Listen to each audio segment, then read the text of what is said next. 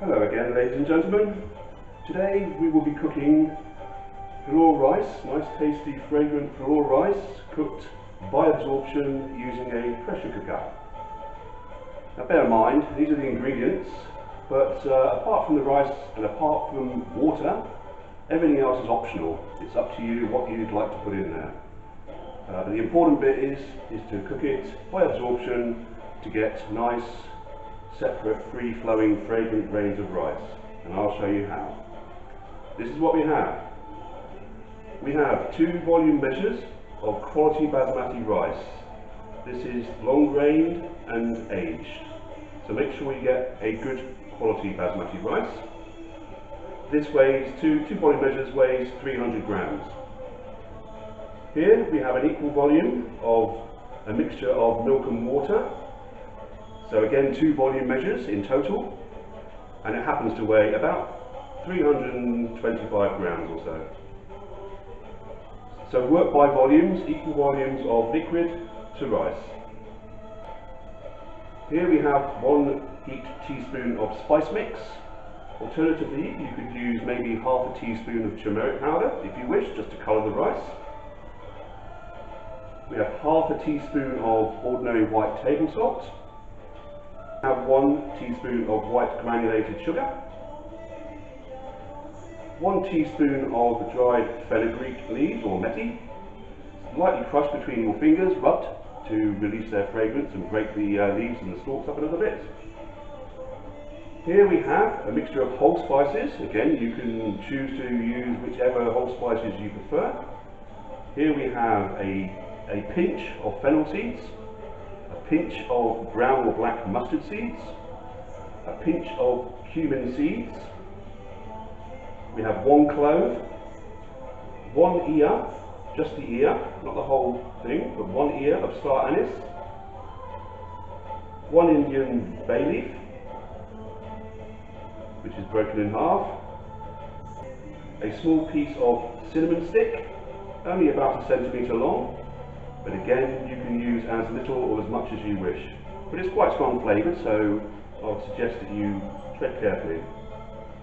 And then we have 2 green cardamom pods, which have been split open used in the back of a knife or something similar, just to let the flavours out.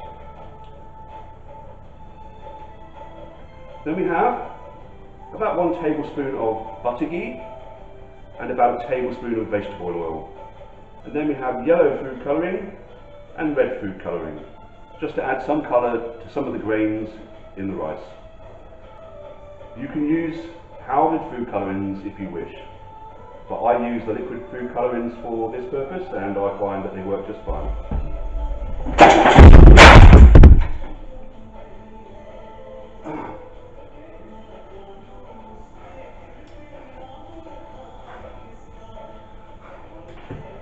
Ah, you shit!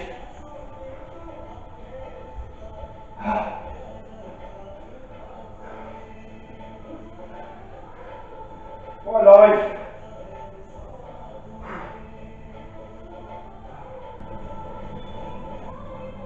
Now, I'm not sure whether you heard that crash, but that was me stepping down off the kitchen units onto a chair that collapsed, and I fell over onto my wrist, and it is broken, so if you excuse me please, I'm off to the hospital to go and get it set. And I shall be back later to finish this, do you not worry about that. Oh joy, what the funds of life, trials and tribulations.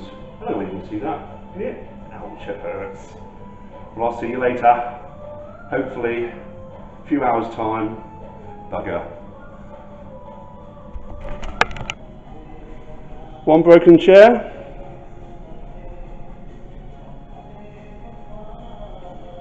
1 broken wrist. Hopefully I'll get a few more video views this time round. Anything for promotion, hey? What a twat.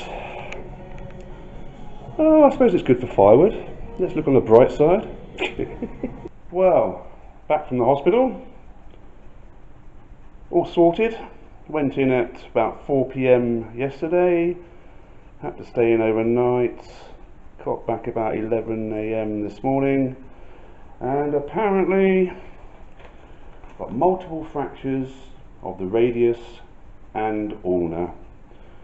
So I've got to go back during the week to get it operated on, wired up or pinned or whatever is required, because there's multiple fractures.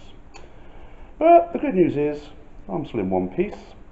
The bad news is I'm not quite sure how to continue with this demonstration, because washing the rice might prove to be a little bit difficult, and proceeding with the rest of the demonstration might be equally so. But anyway, there we have it, temporary cast. They pulled it, put it in place, cast it until Tuesday. See what happens then. You have fun now, guys.